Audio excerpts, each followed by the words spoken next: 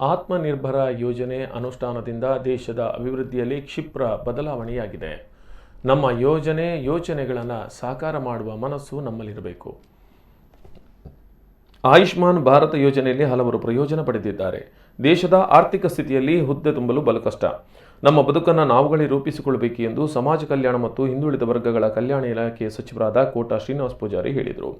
ಅವರು ಮೇ 31ರಂದು ಇಡುಕಿದು ಸೇವಾ ಸಹಕಾರಿ ಸಂಘದ ಉರಿಮಜಲು ಕೇಂದ್ರ ಕಚೇರಿಯ ಶತಾಮೃತ ಸಂಕೀರ್ಣದಲ್ಲಿ ನಡೆದ ಇಡುಕಿದು ಸೇವಾ ಸಹಕಾರಿ ಸಂಘ ನಿಯಮಿತ ಅಮೃತ ಸಿಂಚನ ರೈತ ಸೇವಾ ಒಕ್ಕೂಟ ಇಡುಕಿದು ಇದರ ವತಿಯಿಂದ ವಿವೇಕಾನಂದ ವಿದ್ಯಾವರ್ಧಕ ಸಂಘ ಪುತ್ತೂರು, ವಿವೇಕಾನಂದ ಪಾಲಿಟೆಕ್ನಿಕ್ ಕಾಲೇಜು ಪುತ್ತೂರು ಇದರ ಸಹಯೋಗದಲ್ಲಿ ನಡೆಯುತ್ತಿರುವ ಉದ್ಯೋಗ ನೈಪುಣ್ಯ ತರಬೇತಿ ಶಿಬಿರದ ಸಮಾರೋಪ ಸಮಾರಂಭವನ್ನು ಉದ್ಘಾಟಿಸಿ ಮಾತನಾಡುತ್ತಿದ್ದರು.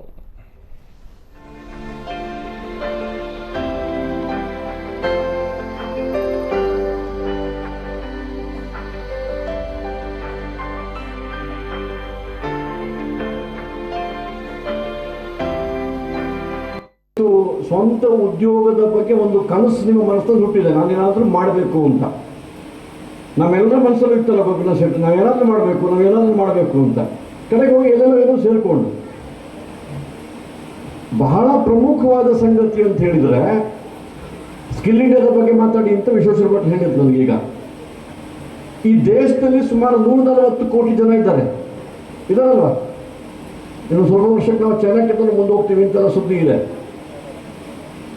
ಈ 140 ಕೋಟಿ ಜನಸಂಖ್ಯೆ ನಮ್ಮ ದೇಶದಲ್ಲಿ ಪ್ರತಿನಿತ್ಯ ವಸ್ತುಗಳಿಗೆ ಮತ್ತು ಮಾಡಿದ ನಂತರ ತುಂಬ ಜನರಿಗೆ ಪಾತ್ರೆ ಎತ್ತುವಂಥ ಶಕ್ತಿ ಕೂಡ ಇಲ್ಲ.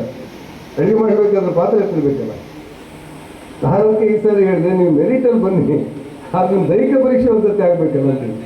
ಒಂದು ನೀರು ಕೊಡ್ಬೋದು ಹೇಳುವಂಥ ಶಕ್ತಿ ಕೂಡ ಅವ್ರಿಗೆ ಇಲ್ಲದೆ ಇರೋದನ್ನು ನಾನು ನೋಡಿದ್ದೆ.